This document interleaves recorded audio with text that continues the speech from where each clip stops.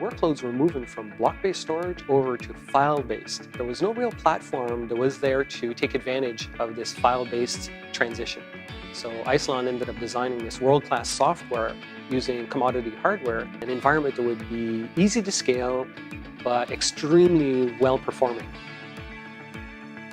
I now buy, let's say, a traditional storage, and it's going to be the fastest it's going to be on day one. But as you add more disk switch, you're going to start putting now more workload on it. As you put more workload on it, of course, the other workloads that were originally there aren't going to be as fast as they used to be. In the Isilon approach, what they've done instead is each node, when you add them into the cluster, it gives you more memory and also more CPU. So in doing so, as you add more nodes into this environment, the cluster gets faster and faster and faster. You have the volume manager, you have the data protection, and the file system all into one operating system. And that's fantastic compared to other vendors because they'll sometimes have multiple operating systems.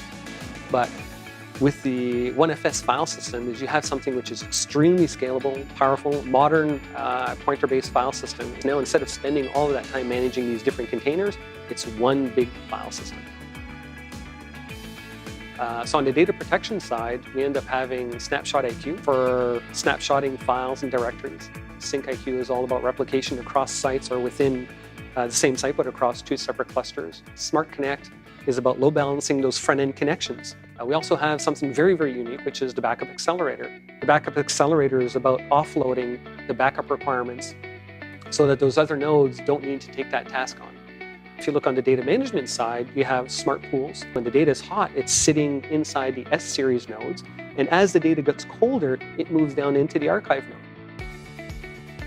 You can have the S nodes, which are their high IOP nodes to provide very, very fast IOP interactions for like databases and things like that. The X series is all about throughput. So if you look at media and entertainment or let's say security like cameras and stuff like that, you would use the X series. The NL series is all about being low cost, low energy, but also very, very deep, meaning that it has very large amounts of storage.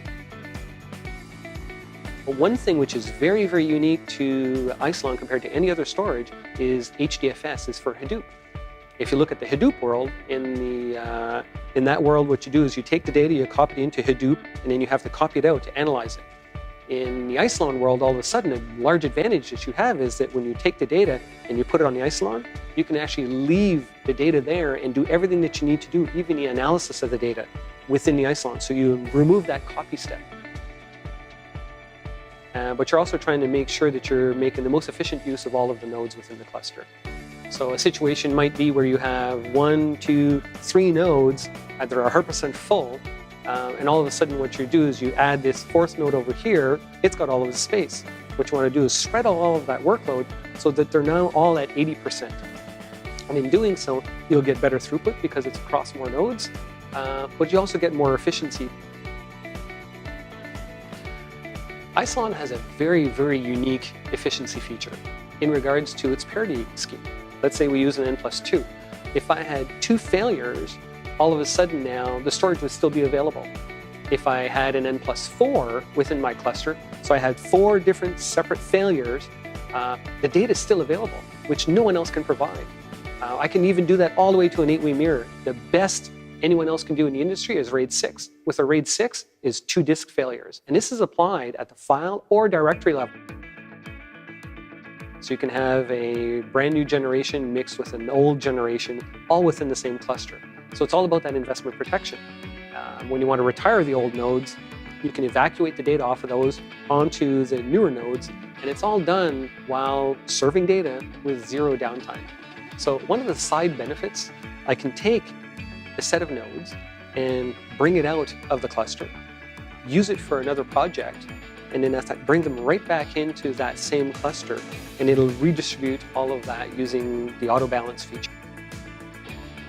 If you look at Isilon, it ends up really helping you make sure that you're going to focus your attention to the data and bring in business value out of the data. So if you can generate more profits out of the data, if you can sit there and take more strategic approaches to your business using that data, this is what Isilon's all about.